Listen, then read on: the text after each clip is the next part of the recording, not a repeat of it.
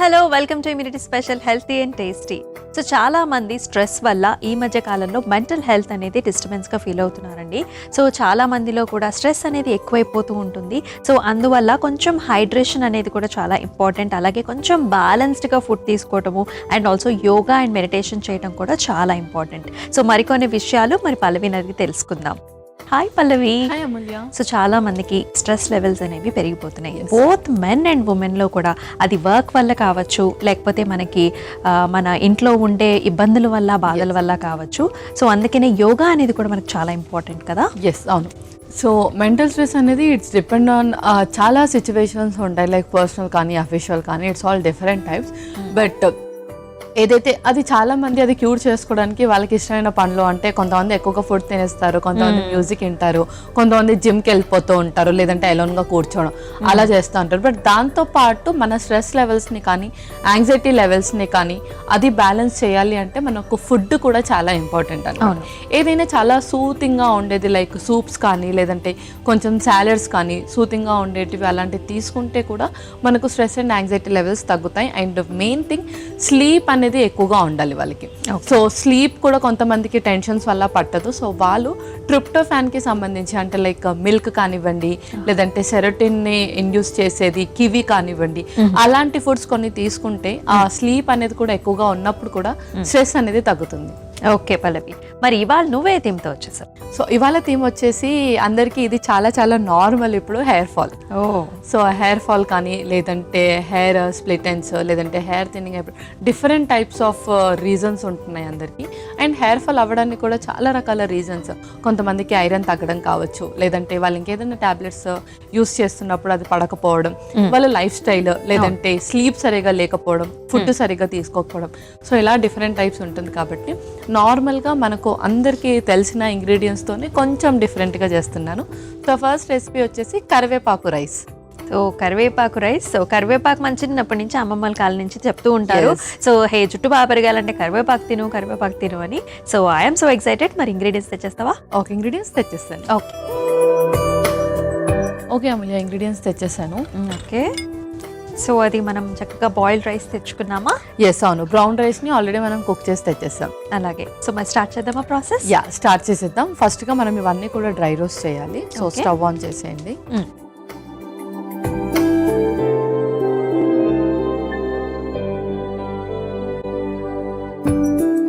Okay పల్లవి. Yeah, first కొంచెం ధనియాలు, అలాగే కొంచెం శనగపప్పు,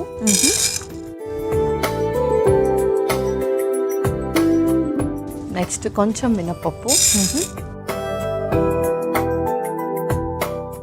ఇందులోనే పల్లీలు,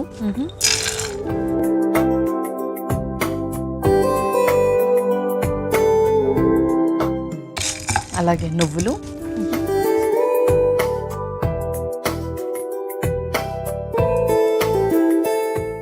ఎండుమిర్చి, ఓకే, నెక్స్ట్ జీడిపప్పు కూడా.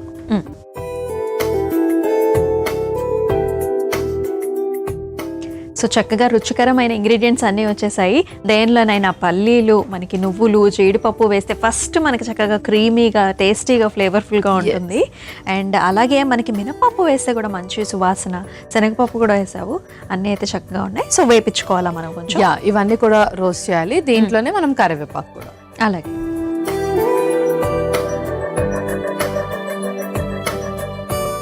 సో ఇది చక్కగా రోస్ట్ చేసుకున్న తర్వాత దీన్ని మనం మిక్సీ పట్టుకుంటే ఏంటి అంటే ఆ పౌడర్ టేస్ట్ అనేది ఎక్కువగా తెలుస్తుంది.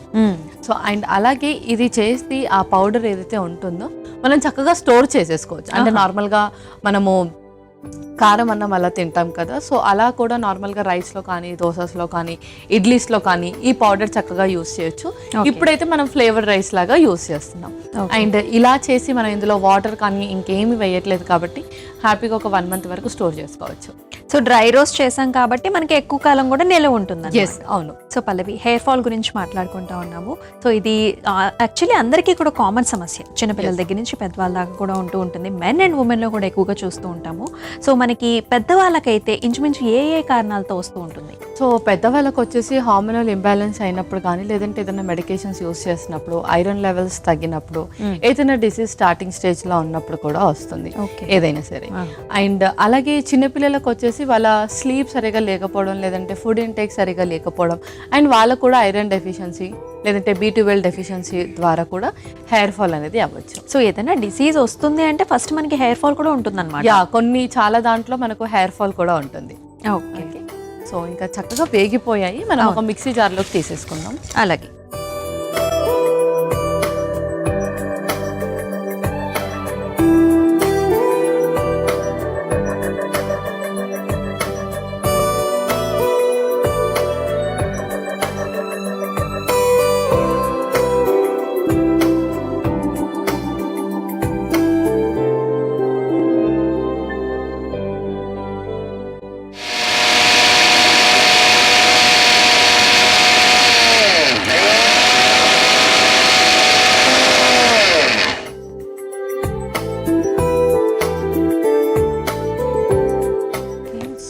చక్కగా మనకు పౌడర్ కూడా అయిపోయింది. ఓకే,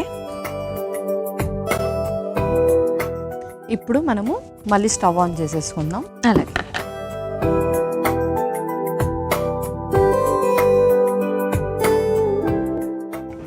ఇప్పుడు కొంచెం నూనె,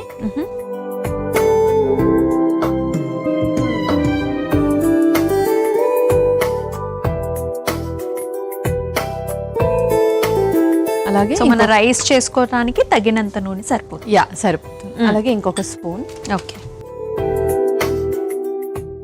లైట్గా పోపు వేసుకుందాము. అలాగే కొంచెం జీలకర్ర, అలాగే ఆవాలు కూడా. ఓకే,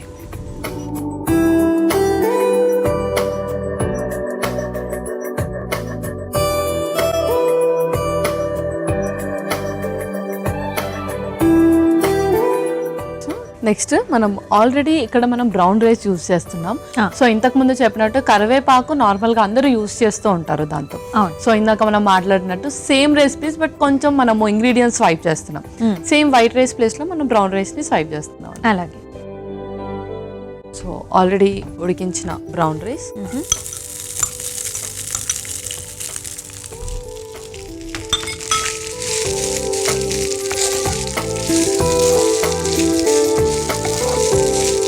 మనం ముందుగా ప్రిపేర్ చేసుకున్న కరివేపాకు పౌడర్ కొంచెం ఎక్కువ క్వాంటిటీలోనే వేస్తున్నాను.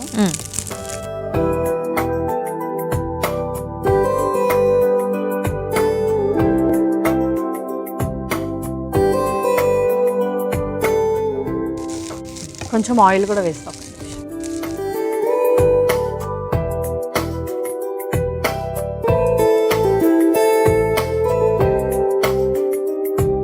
సో ఇందాక యాక్చువల్లీ మిక్సీ వేసేటప్పుడు కూడా ఆ ఫ్లేవర్స్ అనేవి చాలా బాగా వచ్చాయి పల్లవి. సో ఈ రెసిపీ అయితే చక్కగా అందరూ యునానిమస్గా చేసుకోవాలి కదా. అవును. సో నెక్స్ట్ ఇందులో మనం ఫైనల్లీ ఉప్పు కూడా వేసేద్దాం. అలాగే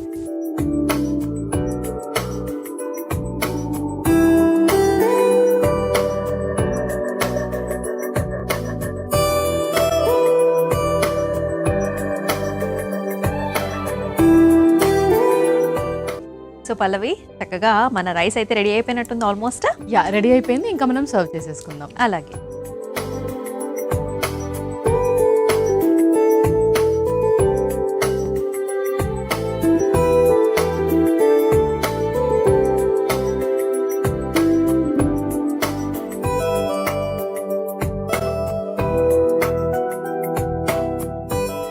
ఓకే పల్లవి, మరి రెడీ అయిపోయినట్టేనా? అమూల్య, కరివేపాకు రైస్ రెడీ అయిపోయింది. అలాగే సో కరివేపాకు రైస్ అయితే రెడీ అయిపోయిందండి. మరి దీనికి కావాల్సిన పదార్థాలు అలాగే తయారీ విధానం ఒకసారి చూసేయండి. కరివేపాకు రైస్ కి కావాల్సిన పదార్థాలు: కరివేపాకు అరకప్పు, నువ్వులు పావు కప్పు, పల్లీలు అరకప్పు, కాజు కొద్దిగా, ఎండుమిర్చి 2, మినప్పప్పు 1 టేబుల్ స్పూన్, శనగపప్పు 1 టేబుల్ స్పూన్, ధనియాలు సరిపడా, ఉప్పు 2 టేబుల్ స్పూన్లు, నూనె 2 టేబుల్ స్పూన్లు, ఆవాలు 1/2 టేబుల్ స్పూన్, జీలకర్ర 1/2 టేబుల్ స్పూన్, ఉడికించుకున్న దంపుడు బియ్యం 1 కప్పు. కరివేపాకు రైస్ తయారు చేసుకునే విధానం: ముందుగా స్టవ్ ఆన్ చేసి పాన్ లో ధనియాలు, పచ్చిశనగపప్పు, మినప్పప్పు, పల్లీలు, నువ్వులు, ఎండుమిర్చి, జీడిపప్పు, కరివేపాకు వేసి వేయించుకొని మిక్సీ జార్లోకి తీసుకొని మిక్సీ పట్టుకొని పక్కన పెట్టుకోవాలి. ఇప్పుడు మళ్ళీ స్టవ్ ఆన్ చేసి పాన్లో నూనె వేసి వేడైన తర్వాత అందులో జీలకర్ర, ఆవాలు వేసి వేగిన తర్వాత అందులోకి ఉడికించుకున్న దంపుడు బియ్యం, అన్నం, మిక్సీ పట్టుకున్న కరివేపాకు పొడి, సరిపడా ఉప్పు వేసి కలిపి 2 నిమిషాల పాటు మగ్గించుకుని సర్వింగ్ బౌల్లోకి తీసుకుని సర్వ్ చేసుకుంటే కరివేపాకు రైస్ రెడీ.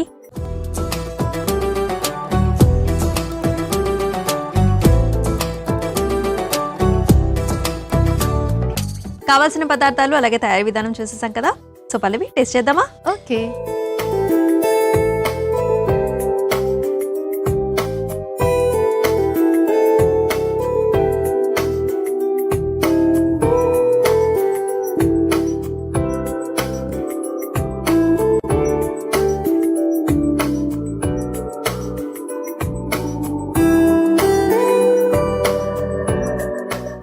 చాలా అంటే చాలా ఫ్లేవర్ఫుల్గా ఉంది. అండ్ యాక్చువల్లీ మనం తయారు చేసుకున్న మసాలా కూడా ఎక్కువగా వేసుకున్నందువల్ల రైస్కి అంతా కూడా పట్టింది. అండ్ నిజంగా యమ్మీ అనమాట. ఏ టైంలో అయినా తినొచ్చు అనేలా అనిపిస్తుంది. అవును. సో చాలా బాగుంది నిజంగానే. మనం ఆ పప్పులు అన్ని కూడా యాడ్ చేసాం కాబట్టి అవును, ఆ పప్పుల ఫ్లేవర్ కూడా మనకి ఎక్కువగా తెలుస్తుంది. అండ్ లాస్ట్లో ఆ సాల్ట్ అండ్ చిల్లీస్లో మనం ఓన్లీ స్పైసెస్లో వచ్చేసి చిల్లీస్ ఒకటి యాడ్ చేసాం. సో కరివేపాకు టేస్ట్ చక్కగా ఎన్హాన్స్ అయింది ఇందులో. మా సెకండ్ రెసిపీ ఏంటి? సో సెకండ్ రెసిపీ వచ్చేసి amla dry fruit smoothie. So కావాల్సిన పదార్థాలు తెచ్చేస్తావు పల్లవి? ఓకే, ఇంగ్రీడియంట్స్ తెచ్చేస్తాను. ఓకే ఓకే అమూల్య, ఇంగ్రీడియంట్స్ తెచ్చేసాను. ఓకే. సో స్మూతీ అంటేనే చాలా మంది ఇష్టపడుతూ ఉంటారు. అండ్ ఇది బ్రేక్ఫాస్ట్ గా లేకపోతే ఈవినింగ్ కూడా మనకి ప్రోటీన్ షేక్ లా కూడా కొంతమంది తీసుకుంటూ ఉంటారు. అవును, ఎవరైతే ఎక్కువగా వర్కౌట్స్ చేస్తూ ఉంటారో వర్కౌట్ కన్నా లైక్ ప్రీ వర్కౌట్ లాగా కూడా తీసుకోవచ్చు అనమాట. అవును. సో ఇంగ్రీడియంట్స్ అయితే చక్కగా ఆమ్లా మెయిన్ ఇంగ్రీడియంట్ కదా. ఎస్, అవును. సో ఎవరికైతే ఐరన్ వల్ల హెయిర్ ఫాల్ అవుతూ ఉంటుందో, సో ఆల్రెడీ వాళ్ళు మెడికేషన్స్లో ఉంటారు ఫుల్ ఆన్. సో ఆ మెడికేషన్స్ చక్కగా అబ్జార్బ్ అవ్వాలి అంటే amla is very mandatory, because అందులో మనకు చక్కటి వైటమిన్ సి ఉంటుంది కాబట్టి. సో అబ్సార్ప్షన్ కూడా వైటమిన్ సి అవసరం. ఎస్, అవును. ఓకే, మరి స్టార్ట్ చేద్దామా? యా, స్టార్ట్ చేసేద్దాం. ముందుగా ఒక mixie jar. Okay. So first ఇందులో సీడ్స్ వేసేద్దాం. సో ముందుగా జీడిపప్పు, ఓకే, అలాగే తర్వాత అవిసె గింజలు కూడా, తర్వాత గుమ్మడి గింజలు కూడా, అలాగే తర్వాత పుచ్చకాయ గింజలు కూడా, తర్వాత బాదం. సో ఈ సీడ్స్ అన్ని అయిపోయాక ఇప్పుడు మనం డ్రై ఫ్రూట్స్ వేసేసుకుందాం. అలాగే. సో ఫస్ట్ ఖర్జూరం. ఇందులోనే ఆల్రెడీ మనం సోక్ చేసిన అంజీర్ కూడా వేసేస్తున్నాం.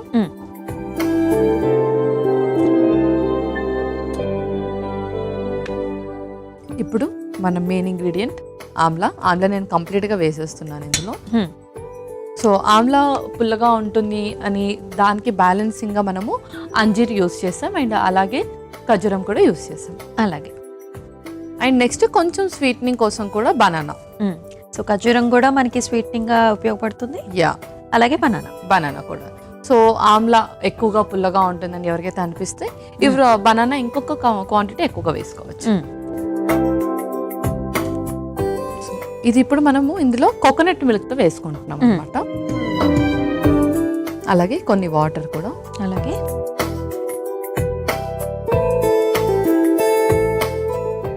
ఇంకొంచెం. యా, సరిపోతుంది. ఇప్పుడు మనం దీన్ని మిక్సీ పట్టేసుకుందాం. ఓకే.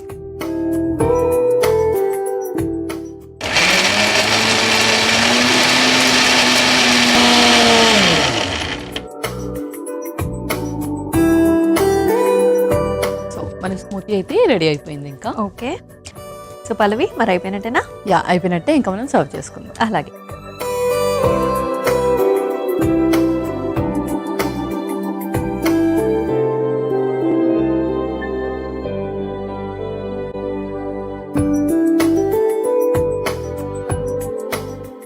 సో ఇందులోనే కొంచెం చియా సీడ్స్ కూడా యాడ్ చేసుకుందాం. ఓకే.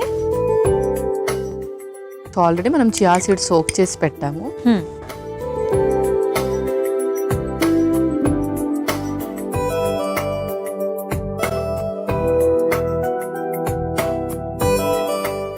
ఓకే పల్లవి, అయిపోయినట్టేనా?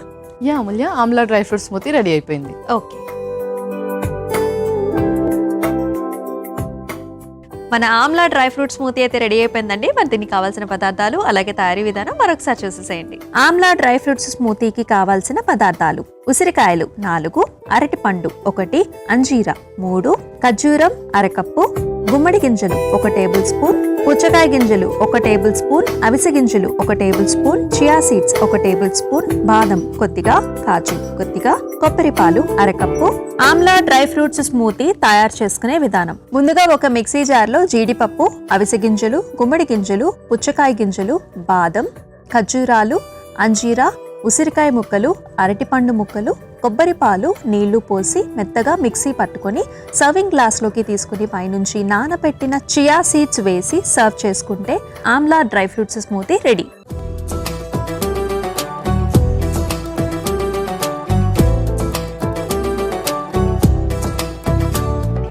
చూసారు కదండి కావాల్సిన పదార్థాలు అలాగే తయారీ విధానం. మరి పల్లవి టేస్ట్ చేద్దామా? ఓకే.